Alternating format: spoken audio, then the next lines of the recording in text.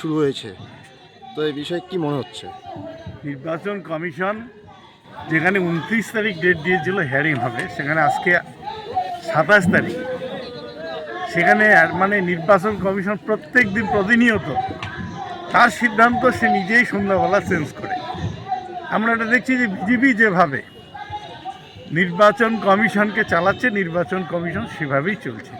কারণ বিজেপি চাইছে যে পশ্চিমবঙ্গের থেকে 1.5 কোটি মানুষের নাম বাদ দেওয়া হোক, এবং আমরা কাজে কর্মে সেটাই দেখছি যে অনুরূপভাবে নির্বাচন কমিশন খামখেয়ালি মতো এক এক দিন এক একটা ডিসিশন দিয়ে মানুষকে ভয়ার্ত করে তুলছে।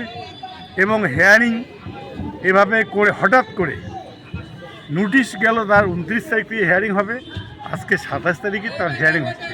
আমরা মনে করি চরম অগণতান্ত্রিক এবং একটা খেয়াল খুশি মতো একটা প্রোগ্রাম করে মানুষকে ভোটাধিকার কেড়ে নেওয়ার একটা চক্রান্ত নির্বাচন কমিশন করছে। এই কমিশনের এই কাজ একেবারে অগণতান্ত্রিক, সংবিধান বিরোধী।